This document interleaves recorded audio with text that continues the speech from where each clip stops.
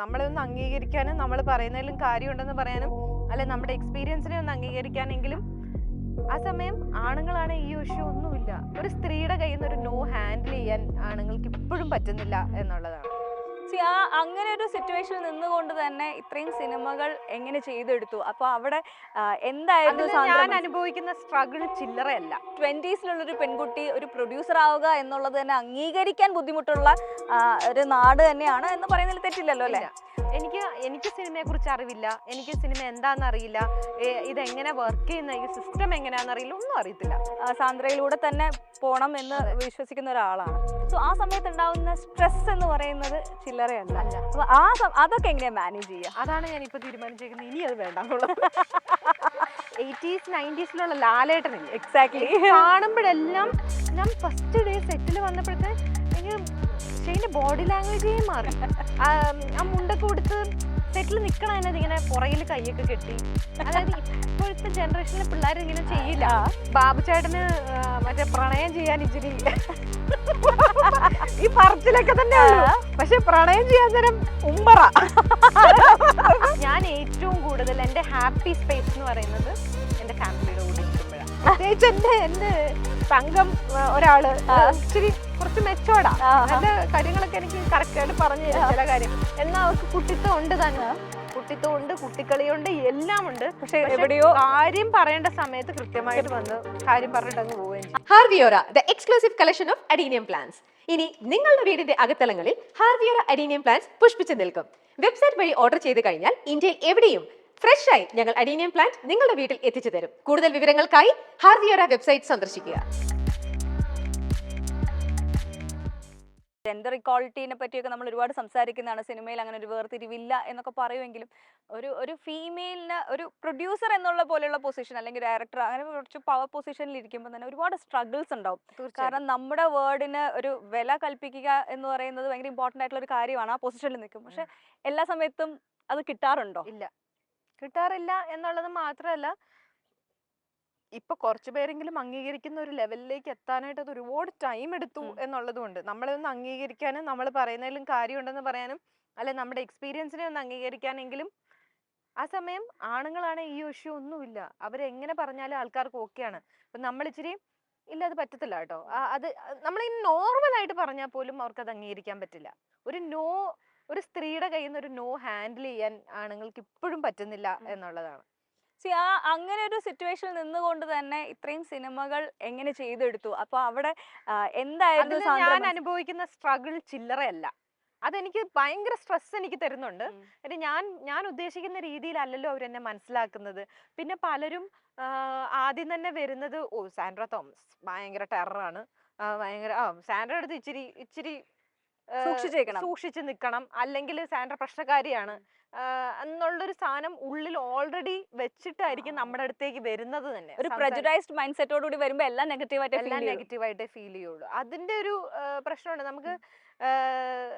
കാര്യം ഇപ്പം ഞാൻ ഒരുപാട് മാറി. ഇപ്പൊ ഞാൻ 10 വർഷം മുമ്പുള്ള ഞാനേ അല്ല ഇപ്പൊ. ഇങ്ങനെ എനിക്ക് എൻ്റെ മക്കളുണ്ടായി കഴിഞ്ഞാൽ പിന്നെ എനിക്ക് ഒരുപാട് എൻ്റെ സ്വഭാവത്തിലും ഒക്കെ ചേഞ്ചസ് വന്നിട്ടുണ്ട്. പക്ഷെ അത് നമുക്കിപ്പോ മറ്റുള്ളവരോട് ഇപ്പൊ ഞാനിങ്ങനെയാന്ന് എനിക്ക് പറയാൻ പറ്റില്ലല്ലോ. അപ്പൊ ആദ്യം തന്നെ എനിക്കിപ്പോ പണ്ടായിരുന്നെങ്കിൽ എന്നോട് ദേഷ്യപ്പെട്ടൊരു എന്തെങ്കിലും പറഞ്ഞു കഴിഞ്ഞാൽ ഞാൻ തിരിച്ച് അതേപോലെ തന്നെ പറഞ്ഞിട്ട് ഞാൻ എന്റെ പണി നോക്കി പോയേനെ. പക്ഷെ ഇപ്പം ഞാൻ കുറച്ചുകൂടെ കമ്പാഷനേറ്റ് ആയി. ഓക്കെ, അപ്പൊ ഞാൻ എന്തുകൊണ്ട് അവരങ്ങനെ പറയുന്നു, അവരുടെ ഷൂസിൽ നിന്ന് ആലോചിക്കാൻ തുടങ്ങി. പണ്ട് ഞാൻ കുറച്ചുകൂടെ യങ് ആയിരുന്നോണ്ടായിരിക്കാം ഞാൻ വേറൊരാളുടെ ഷൂസിൽ നിന്നിട്ട് ആലോചിക്കാൻ ശ്രമിച്ചിട്ടില്ല അങ്ങനെ അധികം. ഇപ്പോഴാണ് അങ്ങനെയൊക്കെ തുടങ്ങി. അതെനിക്ക് ശരിക്കും പറഞ്ഞപ്പോ ആരെയായിരുന്നു അത് പക്ഷെ ഭയങ്കര പ്രശ്നമല്ലേ നമുക്ക്? അയ്യോ അവരതുകൊണ്ടായിരിക്കും അതാണ്. അത് എനിക്ക് തോന്നുന്നു എനിക്കിപ്പോ പലപ്പോഴും ഇപ്പം എന്റെ കൂടെ പണ്ട് സിനിമ ചെയ്തിരുന്ന ആൾക്കാര് ഇപ്പൊ വർക്ക് ചെയ്യുന്നവർ എന്റെ അടുത്ത് പറയുന്നത് പഴയ സാൻഡ്ര തോമസ് ആയ എന്നാല് അതാ വേണ്ടത് എന്നാ പറയുന്നത്. എന്നോട് പഴയ സാൻഡ്ര തോമസിനെ തിരിച്ചു കൊണ്ടുവരൂ എന്നൊക്കെ ഫയറില്ലാന്നിപ്പോ അത് മുഖത്ത് നോക്കി പറയാൻ തുടങ്ങി ആൾക്കാർ അങ്ങനെ. ബിക്കോസ് ഞാൻ കുറച്ചുകൂടെ സോഫ്റ്റ് ആയി കമ്പാഷനേറ്റ് ആയി അതൊന്നും സിനിമയ്ക്ക് പറ്റില്ല. ഒരു 20s ഒരു പെൺകുട്ടി ഒരു പ്രൊഡ്യൂസർ ആവുക എന്നുള്ളത് തന്നെ അംഗീകരിക്കാൻ ബുദ്ധിമുട്ടുള്ള ഒരു നാട് തന്നെയാണ് എന്ന് പറയുന്നതിൽ തെറ്റില്ലല്ലോ അല്ലേ? ഇല്ല. ആ സമയത്താണ് നിന്ന് ഒരുപാട് സിനിമകൾ, അതായത് അന്നത്തെ കാലത്ത് റിസ്ക് ആയിരുന്നു. നമുക്ക് വലിയ സ്റ്റാർസിന്റെ സിനിമ അല്ലെങ്കിൽ ഏറ്റവും സേഫ് ആയിട്ടുള്ള ഡയറക്ടേഴ്സിന്റെയും ടീമിനെയും വെച്ച് സിനിമ എടുക്കുക എന്ന് പറയുന്നത് ഒരു പുതിയതായിട്ട് വരുന്ന പ്രൊഡ്യൂസർ പ്രിഫർ ചെയ്യുന്ന ചിലപ്പോൾ അതായിരിക്കും. പക്ഷെ ആ സമയത്ത് സാൻഡ്ര വന്ന് ചെയ്ത സിനിമകളൊക്കെ തന്നെ പുതിയ ആൾക്കാരെ പ്രൊമോട്ട് ചെയ്തുകൊണ്ടായിരുന്നു. ഡയറക്ടേഴ്സ് ആയിക്കോട്ടെ, റൈറ്റേഴ്സ് ആയിക്കോട്ടെ, ആക്ടേഴ്സും ഒരു പരിധി വരെ പുതിയ ആൾക്കാരെയാണ് ഒരുപാട് ചെയ്തിട്ടുള്ളത്. ആ ഒരു റിസ്ക് എടുക്കാം എന്നുള്ളൊരു ആ ഒരു സ്റ്റൈല് എങ്ങനെയാണ്? അറിവില്ലായ്മയിൽ നിന്നാണ് അതുണ്ടായത്. ബിക്കോസ് എനിക്ക് സിനിമയെ കുറിച്ച് അറിവില്ല, എനിക്ക് സിനിമ എന്താണെന്ന് അറിയില്ല, ഇതെങ്ങനെ വർക്ക് ചെയ്യുന്ന ഈ സിസ്റ്റം എങ്ങനെയാണെന്ന് അറിയില്ല, ഒന്നും അറിയത്തില്ല. അപ്പൊ ആകെപ്പാടെ ഉള്ളത് 1-2 ഫ്രണ്ട്സ് ആയിരുന്നു. അവരുടെ സിനിമാ ബന്ധങ്ങൾ വഴിയാണ് സിനിമ ചെയ്യാം എന്നുള്ള ഇതിലേക്ക് വന്നത്. പക്ഷേ സിനിമ ചെയ്തു കഴിഞ്ഞപ്പോഴാണ് ഇതിനകത്ത് ഇത്രയും പ്രശ്നമാണ് എന്ന് വെച്ചാൽ ഒരാള് എന്നെ കൊണ്ട് ഹാൻഡിൽ ചെയ്യാൻ, ഞാൻ ഒരു സ്ഥലത്ത് ജോലിക്ക് നിന്നിട്ടില്ല, ഒന്നും അറിയില്ലല്ലോ, ആളുകളെ മാനേജ് ചെയ്യാൻ അറിയില്ല, അങ്ങനത്തെ പ്രശ്നമൊക്കെ ഉണ്ടായിരുന്നു. അപ്പൊ ഞാൻ ചെയ്ത് പഠിച്ചു വന്ന ഒരാളാ. അപ്പൊ എനിക്ക് ആദ്യമൊക്കെ എനിക്ക് ഭയങ്കര ബുദ്ധിമുട്ടായിരുന്നു. പക്ഷെ ഇപ്പം കാര്യം നമുക്കിത് ലെഫ്റ്റ് ഫിംഗർ ജോബായി. കാര്യം ആദ്യം പ്രൊഡക്ഷൻ എനിക്കിത് മനസ്സിലാക്കാനായിട്ടുള്ള ഒരു ബുദ്ധിമുട്ട്, സിനിമ എന്താന്ന് അറിയാത്തതിന്റെ ബുദ്ധിമുട്ട്. അപ്പം നമ്മൾ എന്ത് ചെയ്യുക, ഒരുപാട് എക്സ്പീരിയൻസ് ഉള്ളവരെ കൊണ്ടുവന്നു കഴിഞ്ഞാൽ അവര് നമ്മളെ പുച്ഛിച്ച് കാണിക്കും. പിന്നെ ഒന്നും പറഞ്ഞിട്ടും കാര്യമില്ല, ഇവരോട് പറഞ്ഞിട്ട് കാര്യമില്ല, ഇവർക്ക് അറിയില്ല എന്നുള്ള രീതിയിൽ കാണിക്കും. അതിലും ഭേദം നമ്മൾ ഒരുമിച്ച് ഗ്രോ ചെയ്യുക എന്ന് പറയുന്ന ഒരു സാധനം ഉണ്ടല്ലോ. അവരും പഠിക്കുന്നു, ഞാനും പഠിക്കുന്നു, നമ്മൾ ഒരുമിച്ച് വളരുന്നു. സാന്ദ്ര, അപ്പം നമുക്ക് വേണമെങ്കിൽ 2 സീസൺ 2 എന്ന് വേണമെങ്കിൽ പറയാലോ. ഇപ്പം സാൻഡ്ര തോമസ് പ്രൊഡക്ഷൻസിലേക്ക് എത്തിക്കഴിഞ്ഞപ്പോൾ കുറച്ചുകൂടെ സീസൺഡായി, നമ്മൾ കുറെ കൂടെ മെച്യൂരിറ്റി വന്നു, കുറെ കൂടെ നമ്മൾ ലോകം കണ്ടിട്ടാണ് വരുന്നത്. അപ്പം ആ ഒരു സമയം വന്നപ്പം പണ്ട് ചെയ്തിരുന്നതിൽ നിന്ന് മാറ്റം വരുത്തണം എന്ന് പേർപ്പസ്ലി ചിന്തിച്ച് മാറ്റം വരുത്തിയിട്ടുണ്ടോ?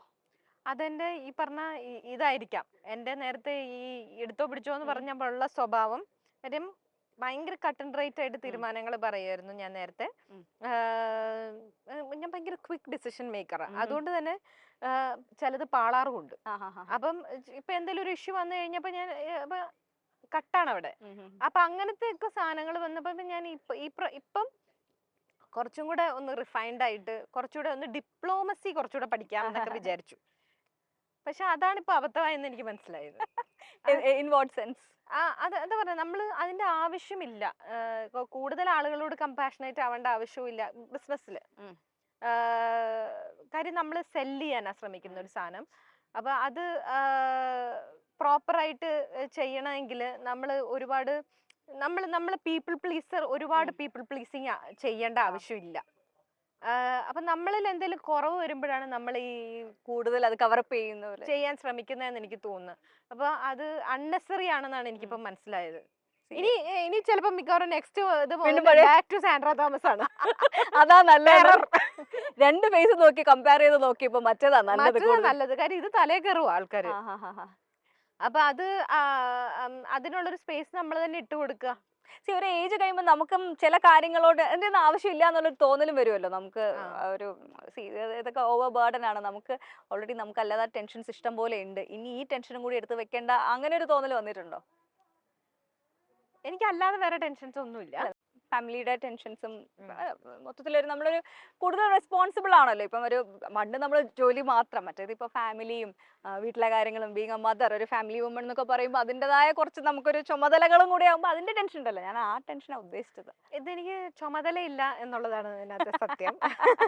ചുമതലയില്ല, പക്ഷെ ഞാൻ ഏറ്റവും കൂടുതൽ എൻ്റെ ഹാപ്പി സ്പേസ് എന്ന് പറയുന്നത് എൻ്റെ ഫാമിലിയുടെ കൂടെ ഇരിക്കുമ്പോഴാണ്. അപ്പം പലരും എന്നെ കാണാനായിട്ട്, ഇപ്പൊ ഞങ്ങൾക്ക് വണ്ടാഴി എന്ന് പറഞ്ഞ സ്ഥലമുണ്ട്, ഒരു യൂട്യൂബിലൊക്കെ കണ്ട് ഞങ്ങൾക്ക് അറിയാം.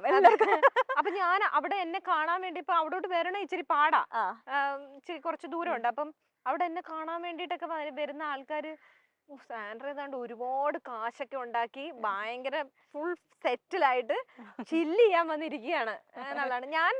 ഞാൻ എൻ്റെ വീട്ടുകാരുടെ കൂടെ ഇരിക്കുമ്പോൾ ഞാൻ ഭയങ്കര ചില്ല. അത് എൻ്റെ പപ്പയും മമ്മിയാണെങ്കിലും എൻ്റെ പിള്ളേരാണേലും ഹസ്ബൻഡ് ആണേലും എല്ലാരും ആരും ഒരുപാട് സ്ട്രെസ് എടുത്ത് തലേ വെക്കുന്നവരല്ല. അപ്പൊ അതുകൊണ്ട് തന്നെ എനിക്കാണ് സ്ട്രെസ്. ആ സ്ട്രെസ് ഞാൻ എന്താ ചെയ്യുന്നത്, ഞാനിങ്ങനെ ഈ വൈനിങ് സ്വഭാവം ഉണ്ട് എനിക്ക്. അപ്പൊ ഞാനിങ്ങനെ എന്റെ സ്ട്രെസ് ഞാൻ എല്ലാവരിലേക്കും സ്പ്രെഡ് ചെയ്യും. ആ പ്രശ്നമുണ്ട്, ഈ പ്രശ്നമുണ്ട്, മറ്റേ പ്രശ്നമുണ്ട്, എന്നൊക്കെ പറഞ്ഞു കഴിയുമ്പം ഇവരൊക്കെ ഓരോ സൊല്യൂഷൻ പറയുമല്ലോ, അല്ല അവരെയൊക്കെ ടെൻഷൻ ആക്കുമല്ലോ. അവരെയൊക്കെ ടെൻഷൻ ആക്കിയിട്ട് ഇവരൊക്കെ ഓരോ സൊല്യൂഷൻ പറയുന്നതിനകത്ത് നോക്കെ കേൾക്കും. ഈ പറയുന്നതിനകത്തൂടെ ഇപ്പം അവർക്ക് പോലും അറിയാത്തൊരു കാര്യമായിരിക്കാം, ഇപ്പൊ ഞാൻ പറയുന്നതിലൂടെ ഞാൻ അതിൽ നിന്നൊരു സൊല്യൂഷൻ കണ്ടുപിടിക്കുക. അപ്പൊ ഞാൻ എന്റെ തലേന്ന് മാത്രം ഇതിങ്ങനെ മിണ്ടാതെ ഞാൻ ഇരുന്ന് കഴിഞ്ഞാൽ ഞാൻ അതിലേക്ക് ഒരു സൊല്യൂഷനിലേക്ക് ഞാൻ എത്തുന്നില്ല. ഞാൻ ചിലപ്പം എന്റെ ഹസ്ബൻഡിനോട് പറയുമ്പോഴോ, അല്ല ഞാൻ ചിലപ്പോൾ പിള്ളേരോട് പറയാറുണ്ട്. പിള്ളേരോട് ഞാൻ ചില സമയത്ത് ഇങ്ങനെ പറയും, ഇങ്ങനെ അമ്മയ്ക്ക് ഇങ്ങനെ ഒരു പ്രശ്നമുണ്ട്, എന്താ ചെയ്യാ, നമ്മുടെ സിനിമയിൽ ഇങ്ങനെ ഒരു കാര്യമുണ്ട്, എന്താ ചെയ്യാ. അപ്പൊ അവരൊരു ഒരു സൊല്യൂഷൻ പറയും. ചിലപ്പോൾ അവർ പറയുന്ന സൊല്യൂഷൻ നല്ലതായിരിക്കും. അപ്പൊ അത് നല്ലതാണെങ്കിൽ ഞാൻ എടുക്കും. അല്ലാന്നുണ്ടെങ്കിൽ എനിക്ക് ആലോചിക്കാൻ ഒരു സ്പേസ് കിട്ടുകയാണ് ഈ വേറൊരു വഴി അവര് പറയുന്നത്, അല്ലെങ്കിൽ നമ്മളെ വേറൊരു ട്രാക്കിലേക്ക് എത്തിക്കും അവര്. അപ്പൊ അല്ലെങ്കിൽ ചിലപ്പോ ഞാൻ അവരോട് ചോദ്യം പറയും, ഞാൻ എന്റെ പ്രശ്നം പറയുമ്പോൾ തന്നെ ഞാൻ തന്നെ ഒരു സൊല്യൂഷൻ കണ്ടുപിടിക്കും. അതുമുണ്ട്. അപ്പം നമ്മൾ ഒരാളോട് സംസാരിക്കുമ്പോൾ ആ സംസാരിക്കുന്ന ആളുടെ ഭാഗത്തുനിന്ന് കൂടെ നമ്മൾ ചിന്തിച്ചു തുടങ്ങും. അതാണ്. അപ്പം ഇവരെന്തായിരിക്കും ചിന്തിക്കുന്നത്, ഞാൻ ഇത് പറയുമ്പോൾ അവരെന്തായിരിക്കും ചിന്തിക്കുന്നത് എന്നുള്ളതിന് ഞാനൊരു സൊല്യൂഷൻ കണ്ടുപിടിക്കും. അതൊക്കെ അത് പക്ഷെ ഇങ്ങനെയാണ് ഞാൻ എന്റെ സ്ട്രെസ് അങ്ങോട്ട് എല്ലാരും ഷെയർ ചെയ്ത്. പക്ഷെ അവരെല്ലാരും ഭയങ്കര, പ്രത്യേകിച്ച് എന്റെ ഹസ്ബൻഡ്, എന്റെ പൊന്ന് ടെൻഷൻ എന്താന്ന് ഞാൻ കണ്ടിട്ടില്ല. ഭയങ്കര കൂളായിട്ടുള്ള ആളാണ്. ഒരു കാര്യത്തിലും വറീഡ് അല്ല എന്ന് പറഞ്ഞാൽ ഒരു കാര്യത്തിലും. ഇപ്പൊ ഇടയ്ക്കൊക്കെ ഞാനിങ്ങനെ ഫ്യൂച്ചർ, പിള്ളേരുടെ പഠിത്തം, അങ്ങനെ ഇങ്ങനെ live in the moment, live in the present എന്നുള്ളൊരു സാധനത്തിൽ വിശ്വസിക്കുന്ന ഒരാളാണ്. അപ്പൊ ഞാനും അങ്ങനെ ആയി. അപ്പൊ നമ്മളായിരിക്കും നമ്മുടെ കൂടെ നിൽക്കുന്നവർ സ്ട്രെസ്ഡ് ആയാൽ നമ്മളും സ്ട്രെസ്ഡ് ആവും. അപ്പം കൂടെ നിൽക്കുന്നവര് ഹാപ്പിയാണ്, നമ്മളും ഹാപ്പിയാ. കറക്റ്റ്. ഇപ്പൊ ഞാൻ ഈ സിനിമയുടെ ടെൻഷൻ എടുക്കുന്നതല്ലാതെ അവരാരും ബോധേഡ് അല്ല. അപ്പൊ അതുകൊണ്ട് തന്നെ എല്ലാരും, ഞാൻ അവരുടെ കൂടെ പോയാൽ കംപ്ലീറ്റ് കട്ടാവും. ഇപ്പൊ ഞങ്ങള് കഴിഞ്ഞ ദിവസം ഊട്ടിയിലൊക്കെ പോയി കറങ്ങി തിരിഞ്ഞു, അന്നാ ഞാൻ ഭയങ്കര സ്ട്രെസ്സിലാ. എന്നാ പോലും ആ മൊമെന്റില് അത് മാറ്റി വെക്കും. സെറ്റില് വെച്ചിട്ട് നമ്മള് ഈ പറഞ്ഞ പോലെ പ്രൊഡ്യൂസറിന് രണ്ട് രീതിയിലാവാം. ഒന്ന് പൈസ കൊടുത്ത് നമുക്ക് ഫുൾ ആൾക്കാരെ സപ്പോർട്ട് ചെയ്യാനുള്ള എല്ലാ രീതിയിലും നമുക്ക് ആൾക്കാരെ ബൈ ചെയ്ത് അല്ലെങ്കിൽ പ്രൊഫഷണൽസിനെ ഹാൻഡിൽ ചെയ്യും. പക്ഷേ ഞാൻ മനസ്സിലാക്കിയെടുത്തോളം സാന്ദ്ര അങ്ങനെയുള്ള ഒരാളല്ല. ഇൻവെസ്റ്റ് ചെയ്യുന്നതിനോടൊപ്പം തന്നെ അതിൽ വളരെ നല്ല രീതിയിൽ ഇൻവോൾവ് ആയിട്ട് വർക്ക് ചെയ്യുന്ന ഒരാളാണ്. ഈ എവറി ആസ്പെക്ട് സാന്ദ്രയിലൂടെ തന്നെ പോണം എന്ന് വിശ്വസിക്കുന്ന ഒരാളാണ്. സോ ആ സമയത്ത് ഉണ്ടാവുന്ന സ്ട്രെസ് എന്ന് പറയുന്നത് ചില്ലറയല്ല. അപ്പൊ അതൊക്കെ എങ്ങനെയാ മാനേജ് ചെയ്യുക? അതാണ് ഞാൻ ഇപ്പൊ തീരുമാനിച്ചേക്കുന്നത്, ഇനി അത് വേണ്ടെന്നുള്ളത്. ബിക്കോസ് ഇത്രയും തലയിലെടുത്ത് വെക്കേണ്ട കാര്യമില്ല. ഇപ്പൊ എനിക്ക് ഈ 10-14 വർഷത്തെ എക്സ്പീരിയൻസ് വെച്ചിട്ട് ഞാൻ പിന്നെയും ഈ ബാക്ക് ടു സ്ക്വയർ വണ്ണിലേക്ക് പോകേണ്ട കാര്യമില്ല. അതിനി ആളുകളെ ഏൽപ്പിക്കുക എന്നുള്ളതാണ് അതിന്റെ ശരിയായ രീതി. അങ്ങനെയാണ് ചെയ്യേണ്ടത്. ഓരോരോ ഡിപ്പാർട്ട്മെന്റിൽ ആൾക്കാരെ ഏൽപ്പിക്കാൻ. ഇപ്പൊ ഇപ്പോഴും ഞാൻ എല്ലാ കാര്യത്തിലും ഇടപെടുന്ന, ഇപ്പം ഞാൻ എന്റെ സെറ്റിൽ ഞാൻ അറിയാതെ ഒരു കാര്യവും നടക്കില്ല. അപ്പൊ അതിന്റെ ആവശ്യമില്ല സത്യത്തിൽ. ഇത് ഈ ചിലപ്പം ഒരു സ്ത്രീ ആയതും കൊണ്ടുകൂടെ ഇങ്ങനത്തെ പ്രശ്നമുണ്ട്. ഓവർ ഇൻവോൾവ്മെന്റ് എല്ലാം എന്റെ കൈ വന്നാലേ ശരിയാവുള്ളൂ, ഞാൻ ചെയ്താലേ ശരിയാവുള്ളൂ എന്നുള്ളൊരു സാധനമുണ്ട്. ആ സമയം ആണുങ്ങൾക്ക് അതില്ല. ചെയ്തോളും. കാര്യം അതാ വേണ്ടത്. ഡെലിഗേറ്റ് ചെയ്യാൻ പഠിക്കുക എന്നുള്ളതാണ്. അപ്പൊ ഞാനത് ഇനി നെക്സ്റ്റ് മൂവി മുതൽ ഞാൻ എന്തായാലും പ്രോപ്പർ ഡെലിഗേറ്റ് ചെയ്തിട്ടേ ചെയ്യുന്നുള്ളൂ. കാര്യം നമ്മൾ അൺനെസറി ടെൻഷൻ എടുക്കേണ്ട കാര്യമില്ല.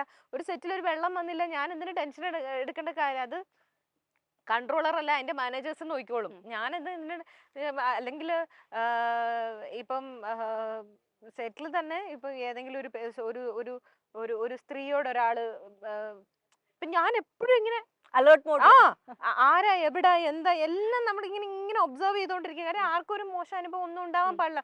അല്ലെ സാൻഡ്ര തോമസിന്റെ സെറ്റിൽ അങ്ങനെ ഉണ്ടായി എന്ന് പറയും. അല്ലെങ്കിൽ തന്നെ നമ്മുടെ ഒരു ഡ്യൂട്ടി ആണല്ലോ നമ്മുടെ അടുത്ത് വന്നേക്കുന്ന ആളെ നമ്മൾ പ്രൊട്ടക്ട് ചെയ്യാന്നുള്ളത്. അതുകൊണ്ട് ഞാൻ എപ്പോഴും എല്ലാ കാര്യത്തിലും ഒരു ശ്രദ്ധ, എന്റെ കണ്ണ് എപ്പോഴും ഉണ്ടാവും. ബാബുചേട്ടനൊക്കെ എന്നെ എപ്പോഴും കളിയാക്കും, സ്കാൻ ചെയ്ത് നടക്കുക ഇങ്ങനെ നടക്കുക എന്റെ അടുത്തും എന്ന് പറഞ്ഞിട്ട് കളിയാക്കും. പിന്നെ എനിക്കിവര് നമ്മൾ ഈ ഇതിന്റെ സ്ക്രിപ്റ്റിങ്ങിലെല്ലാം ഇൻവോൾവ് ആയതുകൊണ്ട് ഓരോ സീനും എടുക്കുമ്പോ ഇവരിത് എങ്ങനെ പെർഫോം ചെയ്യുന്നു എന്ന് കാണാൻ ഭയങ്കര ഇഷ്ടം. എനിക്ക് ഈ പ്രോസസ്സ് ഭയങ്കര ഇഷ്ടമാണ്. അപ്പം ഇപ്പൊ നമുക്കതൊരു സാധനം വർക്കൗട്ട് ആയില്ലെങ്കിൽ ചിലപ്പോൾ ടെക്നീഷ്യൻസിന് ഇത് ആക്ടേഴ്സിനോട് പോയി പറയാൻ ബുദ്ധിമുട്ടായിരിക്കും. അവർക്ക് ഭയങ്കര മടിയൊക്കെ ആയിരിക്കും. ഞാൻ പറയും, കാര്യം നമുക്ക് വേണ്ടത് കിട്ടിയില്ല എന്നുണ്ടെങ്കിൽ നമ്മൾ അവരോട് പറയണ്ടേ, കമ്മ്യൂണിക്കേറ്റ് ചെയ്യണ്ടേ. അപ്പൊ ഞാനത് ശരിയായില്ല, അത് നമുക്ക് ഒന്നുകൂടെ ചെയ്യാം. ആക്ടേഴ്സിന് അത് കുഴപ്പമില്ല, പക്ഷെ അത് പറയാനുള്ള ധൈര്യം ഇവർക്ക് ഉണ്ടാവണം എന്നുള്ളതേ ഉള്ളൂ. നമ്മൾ ചെയ്യുന്നത് കൂടുതലും പുതിയ ഡയറക്ടേഴ്സിനെയും പുതിയ ടെക്നീഷ്യൻസിനെയും ഒക്കെ വെച്ച് ചെയ്യുന്നത് കൊണ്ട് എക്സ്പീരിയൻസ്ഡ് ആയിട്ടുള്ള ആൾക്കാർ. എക്സ്പീരിയൻസ്ഡ് ആയിട്ടുള്ള ആർട്ടിസ്റ്റ് വരുമ്പോൾ ഇവർക്ക് പോയി പറയാനൊക്കെ ഉള്ളൊരു അപ്പൊ ഞാൻ എപ്പോഴും മോണിറ്ററിന്റെ അടുത്തുണ്ടാവും. അപ്പൊ ഒരു സീൻ കാണുമ്പോൾ ഓക്കെ ഇത് ഇന്ന പ്രശ്നമുണ്ട്, അത് ശരിയായിട്ടില്ല, അല്ല ഇങ്ങനെ ആയിട്ടുണ്ട്, എനിക്ക് ഉടനെ പോയി പറയും, മാറ്റി ചെയ്യാൻ പറയും. അങ്ങനെയൊക്കെ. ഇപ്പം ഇതിനകത്ത് ബാബു ചേട്ടന് മറ്റേ പ്രണയം ചെയ്യാൻ ഇച്ചിരി ഈ പറച്ചിലൊക്കെ തന്നെ ഉള്ളൂ. പക്ഷെ പ്രണയം ചെയ്യാൻ നേരം ഉമ്മറ അല്ല, മറ്റേ ആ പാട്ടൊക്കെ കാണുമ്പോ അറിയാം ഏതാ, നമ്മുടെ കൈ പിടിച്ചിട്ട് നാം ചേർന്ന വഴികളിൽ എന്നുള്ള പാട്ടില് രമ്യ ഇങ്ങനെ തെന്നി പോകുമ്പോ കയ്യൊക്കെ ഇങ്ങനെ പിടിച്ചിട്ട് ഇങ്ങനെ പൊക്കാൻ നേരത്ത് ബാബുചേട്ടന്റെ എക്സ്പ്രഷൻ, അയ്യോ ഞാനും ചിരിച്ചിരിച്ച് ബാബുചേട്ടൻ കളിയാക്കി കൊല്ലും ഞാൻ എപ്പോഴും. അങ്ങനെ നസീറിന്റെ ഉമ്മറിന്റെ ഒക്കെ എക്സ്പ്രഷൻ ആണെന്നൊക്കെ പറഞ്ഞിട്ടേ. പക്ഷെ പ്രണയത്തിനെ പറ്റി ഒരുപാട് എന്താ വാ തോരാതെ എനിക്ക് തോന്നുന്നു. ഞാനൊക്കെ എന്താ പറയാ, പുള്ളിനെ ലവ് ഗുരുവായിട്ട് അങ്ങ് അപ്പോയിന്റ് ചെയ്തിരിക്കുക, അത്രയും കാര്യങ്ങൾ പറഞ്ഞിട്ടുണ്ട്. പക്ഷെ ഒരു പൊതുവെ ഒരു മടി ഉണ്ടല്ലേ, അത് അറിയണായിരുന്നു. അത് ബാബുചേട്ടന് ഭയങ്കര മടിയായിരുന്നു. ബാബുചേട്ടന് മടി എന്ന് പറഞ്ഞ ടെൻഷൻ ഉണ്ടായിരുന്നു. പല സീനും ഇപ്പം റൊമാൻറ്റിക് സീൻസ് ഒക്കെ വരുമ്പോ ഇങ്ങനെ ഇരിക്കുന്നത്. അപ്പം ലിറ്ററലി പുള്ളി നമുക്ക് സീൻ കാണുമ്പോ അറിയാം ഇങ്ങനെ കാലിട്ട് അത് ടെൻസ്ഡാ, ഭയങ്കര ടെൻസ്ഡാ. അപ്പം എന്നിട്ട് എൻ്റെ അടുത്ത് വന്നിട്ട് പറഞ്ഞു, ഞാൻ ഈ ഇതുവരെ എനിക്ക് ആദ്യമായിട്ട് ഞാനൊരു സിനിമയിൽ റൊമാൻസ് ചെയ്യുന്നത്, എനിക്കൊരു പാട്ട് എനിക്കൊരു ലവ് സോങ് കിട്ടുന്നത് ആദ്യമാന്നൊക്കെ പറഞ്ഞ്. പക്ഷെ ബാബുചേട്ടൻ പൊളിച്ചടിക്ക് ചെയ്തിട്ടുണ്ട് കേട്ടോ. ഇതൊരു ബാബുരാജ് ഷോയും കൂടെ അതാ പഴയ സോൾട്ട് ആൻഡ് പെപ്പറിൽ കണ്ട ബാബുചേട്ടനെ കാണാൻ പറ്റും. വലിയൊരു കംബാക്ക് തന്നെയാണ്. ഷെയ്നിലേക്ക് എപ്പോഴാണ് എത്തിയത്? ഷെയ്ൻ ആക്ച്വലി ഞാനും ഷെയ്നും കൂടി പണ്ട് ജൂതൻ എന്ന് പറഞ്ഞൊരു സിനിമ ചെയ്യാനായിട്ട് ഭദ്രൻ സാറിന്റെ ചെയ്യാനായിട്ട് ഇരുന്നതാണ്. പിന്നെ അത് ആ പ്രോജക്റ്റ് ഡ്രോപ്പായി, അപ്പൊ അത് മാറിപ്പോയി. അത് കഴിഞ്ഞിട്ടാണ് അപ്പൊ ഈ സിനിമ ചെയ്യാനിരുന്നത് വേറൊരു ആക്ടറായിരുന്നു. അപ്പൊ അത് ആ ആക്ടറുമായിട്ട് എൻ്റെ ഒരു ചെറിയ ഡേറ്റ് ഇഷ്യൂ കാരണം നമുക്ക് ഇമ്മീഡിയറ്റ്ലി ചെയ്യണമായിരുന്നു. അപ്പം ഡേറ്റ് ഇഷ്യൂ കാരണം അത് മാറിപ്പോയി. അത് കഴിഞ്ഞ് വേറെ ഒരുപാട് നായകന്മാരിലേക്ക് എത്തി. അപ്പം അത് വേറെ പലരിലേക്കും എത്തി. അപ്പൊ അത് വർക്കായില്ല. അത് കഴിഞ്ഞപ്പം ഇവര് ഡയറക്ടേഴ്സ് എന്നെ വിളിച്ചിട്ട് പറഞ്ഞു, ചേച്ചി ഒന്ന് ഷെയ്നോട് സംസാരിക്കാവോ? അപ്പൊ ഷെയ്ൻ ഇതുവരെ അങ്ങനത്തെ ഒരു സാധനം ചെയ്തിട്ടുമില്ലല്ലോ, അപ്പൊ ഒന്ന് സംസാരിക്കാവുന്നു. ഞാൻ പറഞ്ഞു വേറെ ആരെ വേണേലും എന്നോട് പറഞ്ഞു, ഷെയ്നെ ഞാൻ വിളിക്കില്ല. എന്തുകൊണ്ട് അങ്ങനെ പറഞ്ഞു? ഷെയ്നെ ഞാൻ സംസാരിക്കില്ല. അതിന്റെ കാരണം എന്താണെന്ന് വെച്ചാൽ ഷെയ്ൻ ഒരു പ്രശ്നം വന്ന സമയത്ത് ഞാൻ ഷെയ്നെ സപ്പോർട്ട് ചെയ്ത് സംസാരിച്ചു.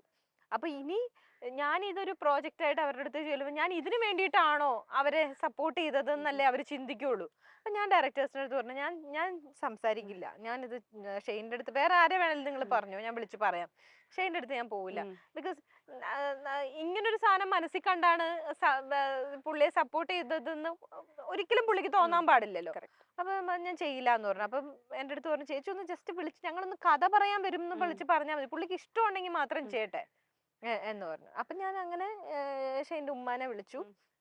അപ്പൊ ആന്റിയോട് ഞാൻ പറഞ്ഞു, ആന്റി ഇങ്ങനൊരു സബ്ജക്റ്റ് ഉണ്ട്, ആന്റി കേട്ട് നോക്ക്, ഷെയ്നോടൊന്ന് കേട്ട് നോക്കാൻ പറ, എന്നിട്ട് നിങ്ങൾക്ക് ഇഷ്ടമുണ്ടെങ്കിൽ മാത്രം ചെയ്താൽ മതി, വർക്കായെങ്കിൽ മാത്രം ചെയ്താൽ മതി. ഒരിക്കലും ഞാനത് ചെയ്യുന്നത് കൊണ്ടോ ഞാൻ നിങ്ങളെ സപ്പോർട്ട് ചെയ്തത് കൊണ്ടോ അങ്ങനെ ഒരു ഉപകാരം എന്നുള്ള രീതിയിൽ ഒന്നും നിങ്ങൾ ഇതിനെ കാണരുത്, ഒരിക്കലും അത് ഇതുമായിട്ട് റിലേറ്റഡുമല്ല. അപ്പം ഇത് സബ്ജക്റ്റ് ഇഷ്ടപ്പെട്ടെങ്കിൽ നോക്കിക്കോളൂ എന്ന് പറഞ്ഞു. ചിലപ്പോ ഞാൻ തന്നെ ആയിരിക്കില്ല ഇത് ചെയ്യാൻ പോവാ, വേറെ ആരെങ്കിലും ആയിരിക്കും, നിങ്ങൾ ആദ്യം സബ്ജക്റ്റ് കേൾക്കാൻ പറഞ്ഞു. അപ്പൊ സബ്ജക്റ്റ് കേട്ട് കഴിഞ്ഞപ്പോ അവർക്ക് ഭയങ്കര വർക്കായി, ഇഷ്ടപ്പെട്ടു. അപ്പൊ പറഞ്ഞു ഇമ്മീഡിയറ്റ്ലി ചെയ്യാന്ന് പറഞ്ഞു. അപ്പൊ അങ്ങനെ ഒരു സാധനം ഷെയ്ന് ചെയ്യണം എന്ന്, കാരണം ഇതുവരെ ചെയ്തേക്കുന്ന ദുഃഖപുത്രനായിട്ടാണ്. അതിനെല്ലാം ബ്രേക്ക് ചെയ്തിട്ടുള്ള ഒരു സാധനമാണ് ഇതിനകത്ത്. ഇത് നമ്മൾ കണ്ടിട്ടില്ലാത്തൊരു ഷെയ്നാണ് ഇതിനകത്ത്. അതായത് ഒരു 80s 90s ലാലേട്ടനില്ലേ, എക്സാക്ട്ലി കാണുമ്പോഴെല്ലാം ഞാൻ ഫസ്റ്റ് ഡേ സെറ്റിൽ വന്നപ്പോഴത്തെ എനിക്ക് ഷെയ്ന്റെ ബോഡി ലാംഗ്വേജേ മാറി. ആ മുണ്ടൊക്കെ കൊടുത്ത് സെറ്റിൽ നിക്കണ തന്നെ ഇങ്ങനെ പുറകിൽ കൈയൊക്കെ കെട്ടി, അതായത് ഇപ്പോഴത്തെ ജനറേഷനിലെ പിള്ളേർ ഇങ്ങനെ ചെയ്യില്ല, അങ്ങനെ നിക്കില്ല. അപ്പൊ എന്നിട്ട് മുണ്ടൊരു ശകലം ഇങ്ങനെ ബാക്കിലേക്ക് കയറ്റിയിട്ട് ഇങ്ങനെ പിടിച്ചൊക്കെ നിക്കുന്നത്, അതായത് ഒരു കട്ടപ്പനക്കാരൻ.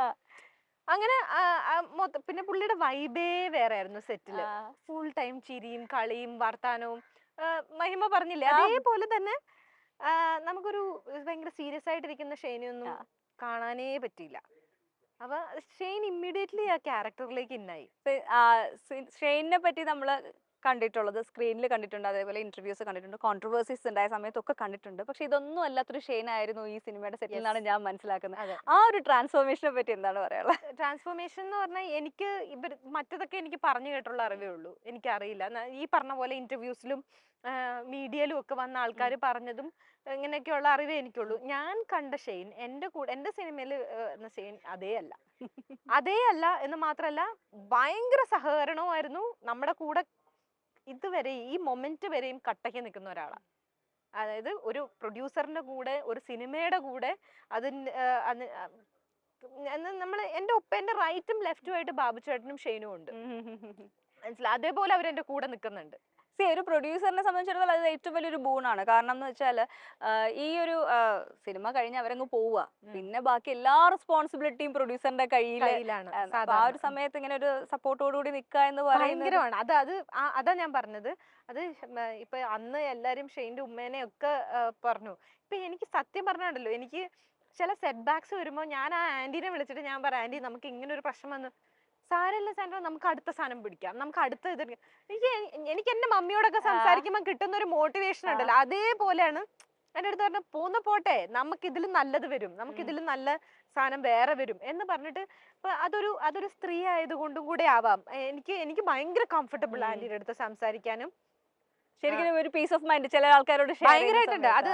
അത് ഞാൻ ചിലപ്പോ ചില കാര്യങ്ങളൊന്നും അവരോട് പറയേണ്ട കാര്യമേ ഇല്ല. സിനിമയായിട്ട് റിലേറ്റഡ് ആയിട്ടുള്ള പല കാര്യങ്ങളും, എല്ലാ കാര്യങ്ങളും ഇപ്പൊ ആക്ടേഴ്സിനും അവരുടെ ഇതായിട്ടൊന്നും ഷെയർ ചെയ്യേണ്ട കാര്യമില്ലല്ലോ. പക്ഷെ ഞാൻ പറയുന്നതെന്ന് വെച്ചാല്, കാര്യം അവര് ഇതുപോലെ തന്നെ ഇൻവോൾവ് ആ സിനിമയില്, നമ്മുടെ കൂടെ നിൽക്കുന്നുണ്ട്, അത്രയും കൂടെ നിൽക്കുന്നുണ്ട്. അതുകൊണ്ട് തന്നെ ഞാൻ ആന്റീനെ വിളിച്ചിട്ട്, ആന്റി ഇങ്ങനൊരു ഇത് വന്നിട്ടുണ്ട്, ഇങ്ങനൊരു പ്രശ്നമുണ്ട്, അല്ലെ ഇന്ന നല്ല കാര്യം വന്നു. അപ്പൊ എനിക്ക് കഴിഞ്ഞ ദിവസം ഒരു ഓഫർ കിട്ടിയപ്പോ ഞാൻ അപ്പൊ തന്നെ വിളിച്ചിട്ട് ഞാൻ ആദ്യം ആന്റി കാറി കൂവിട്ട് പറഞ്ഞു, ആന്റി നമുക്ക് ഇങ്ങനെ ഒരു ഇത് വന്നിട്ടുണ്ടെന്ന്. കാര്യം എനിക്കറിയാം എന്റെ പോലെ തന്നെ അവരും സന്തോഷിക്കും, അതുപോലെ കൂടെ നിൽക്കുന്നുണ്ട്.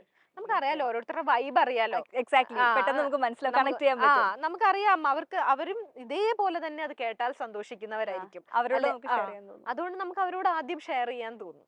ഇപ്പൊ നമ്മള് പറഞ്ഞു വന്ന കൂട്ടത്തിൽ പറഞ്ഞിരുന്നു, അതായത് ഷെയ്നിന്റെ സിനിമയുടെ കോൺട്രാക്ട് ഒക്കെ ആവുന്നതിന് മുന്നേ തന്നെയാണ് ഒരു വിഷയം വന്ന സമയത്ത് ഷെയ്നിനെ സപ്പോർട്ട് ചെയ്തതെന്ന്.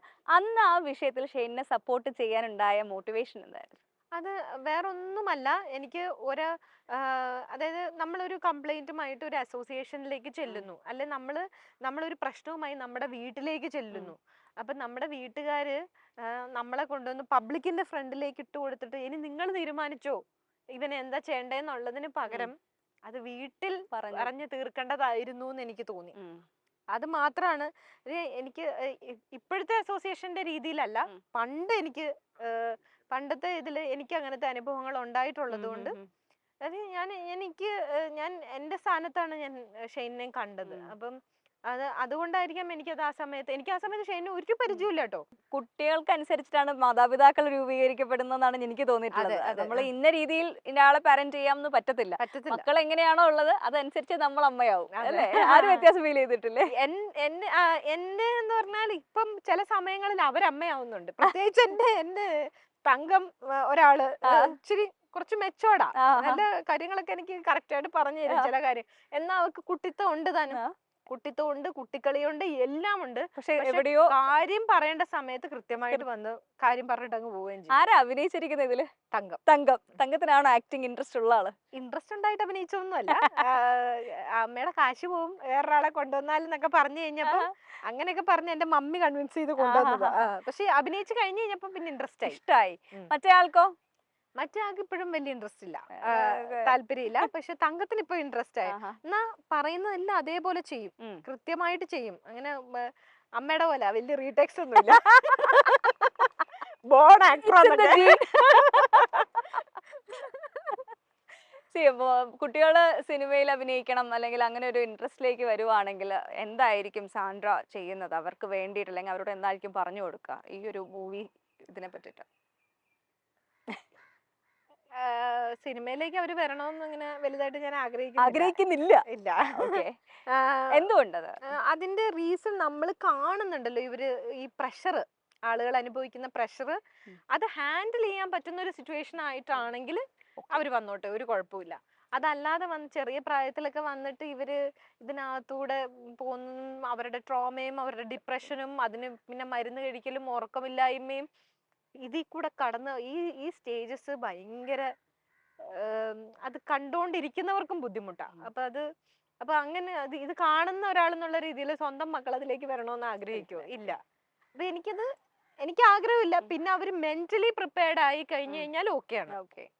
പിന്നെ ഒരിക്കലും ഞങ്ങള് ഇപ്പൊ ഒരു ഡോക്ടർ ആവണമെന്നോ എഞ്ചിനീയർ ആവണമെന്നോ അല്ല ഇന്ന പ്രൊഫഷൻ ആവണമെന്നൊന്നും നമുക്ക് ഒരു ഇതുമില്ല. അവർക്കൊരു ബേസിക് എഡ്യൂക്കേഷൻ ഉണ്ടായാൽ മതി.